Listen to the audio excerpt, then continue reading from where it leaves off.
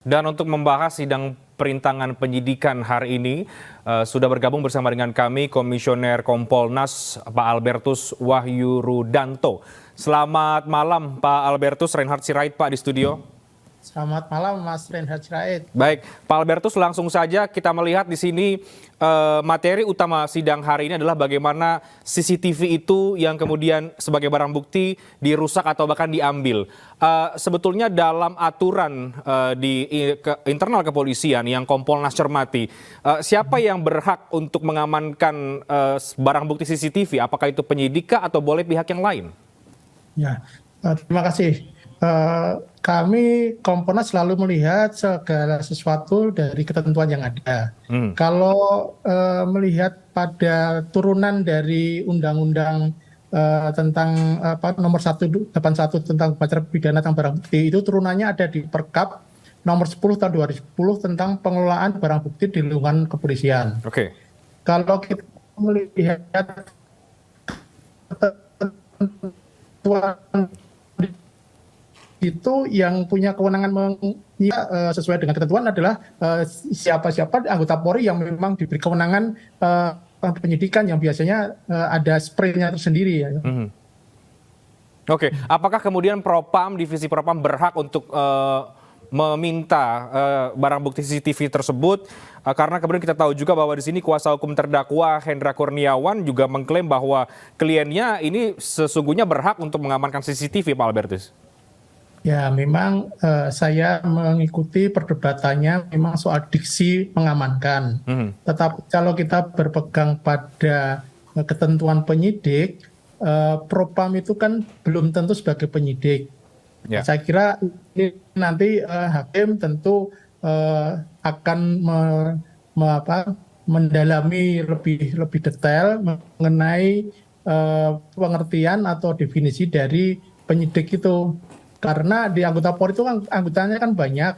Nah, Propam pun juga kalau setahu saya, Propam itu kaitan ketika melakukan pemeriksaan hal yang berkaitan dengan kode etik atau profesi. Ya. Bukan masalah pidana. Kalau masalah pidana, kewenangan ada pada teman-teman di penyidik di Bareskrim itu sepengetahuan kami. Ya. Oke, Pak Albertus, artinya Anda mengakui ya bahwa dari fakta-fakta persidangan hari ini terbuka bahwa ada oknum-oknum di kepolisian yang hari ini menjadi terdakwa memang melakukan pelanggaran, sehingga lagi-lagi ini momen untuk kembali mengevaluasi dong setelah kejadian ini. Oh ya, betul, kalau momen evaluasi memang benar. Jadi dengan sejumlah 30 orang lebih dinyatakan melanggar kode etik, itu jelas kan ada persoalan di internal Polri. Beberapa memang kemudian dibawa ke ranah pidana karena pelanggar kode etik bisa saja juga kategori melanggar pidana. Dan saya kira tadi penjelasan atau perdebatan atau argumentasi oleh kuasa hukum sah-sah saja, ya, tinggal nanti hakim yang akan memutuskan melihat dengan pengertian apa yang dimaksud di dalam undang-undang. Saya kira itu kewenangan hakim. Hanya kalau tadi pertanyaannya apakah ini harus diperbaiki, jelas ada masalah yang ada yang salah di dalam tindakan-tindakan anggota Polri atau personel Polri. Ya. Oke, tapi Pak Albertus, Anda melihat sebagai Komisioner Kompolnas, ya, Anda melihat ketika akhirnya Polres Jaksel terseret dalam pusaran kasus ini, bagaimana Anda mencermatinya? Karena di satu sisi juga ini kembali lagi soal citra Polri yang kembali dipertaruhkan dalam kasus ini, Pak Albertus.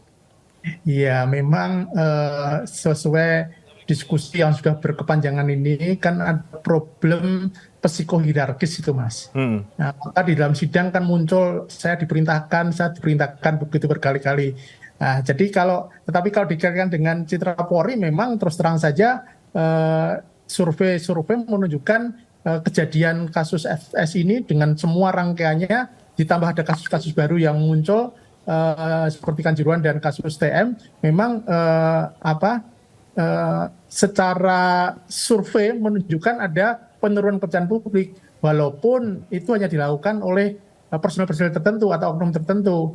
tetapi memang ini berimbas langsung kepada institusi. Itu Oke. tidak bisa dipungkiri kenyataan itu, Mas. Ya. Oke, jadi jelas ya langsung berimbas terhadap institusi. Ya. Pak Albertus, kita lihat tadi saksi Diryanto mengatakan CCTV mati sejak tanggal 15 Juni. Sementara pada tanggal 8 Juli CCTV sempat merekam Yosua masih hidup. Nah, apakah Anda melihat bahwa jangan-jangan saksi ini juga terpengaruh dalam skenario Verdi Sambo? Bagaimana Kompolnas mencermati soal itu, Pak? Tapi kita jawab nanti. Kami akan segera kembali sesaat lagi.